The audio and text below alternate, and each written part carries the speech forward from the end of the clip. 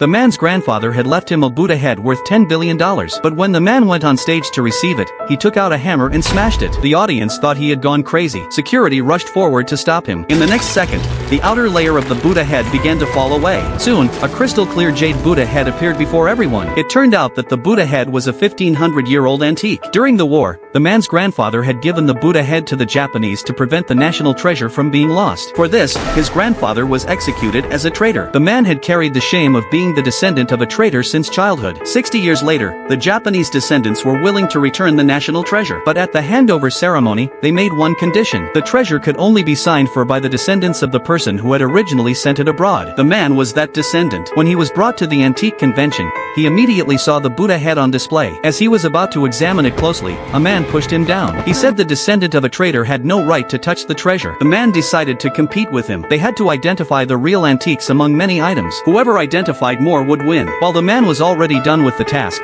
the other man was still carefully checking. As expected, the man won the contest. He earned the right to examine the national treasure. But when he looked closely, he noticed the top of the Buddha head was not correct. It was obviously a fake. He guessed that if his grandfather had sent a fake Buddha head to the Japanese, then the real one must still be hidden somewhere. If he could find it, he could completely clear his grandfather's name. The man quickly returned to his grandfather's old house. He found the clues his grandfather had left. Without thinking, he followed the clues to a ruined temple. Inside, they discovered a stone plate. The stone plate required a special key to open. The man placed a vase on the plate. He put a flashlight inside the vase. The light shone perfectly on the pattern of the stone plate. They aligned the two patterns together. In the next second, a mysterious doorway appeared. They entered and soon reached a grand hall. There, a complete Buddha statue stood before them. A man quickly took the Buddha head and aimed a gun at the man's head. The man could only watch as the head was taken. Soon, this man appeared at the national treasure handover ceremony with the stolen Buddha head. At that moment, the man arrived, dragging his injured body. He said that both Buddha heads on display were fakes. The real Buddha head was actually in his backpack. In the next second, he took out a hammer and smashed the fake head with all his strength. When the outer shell was completely removed,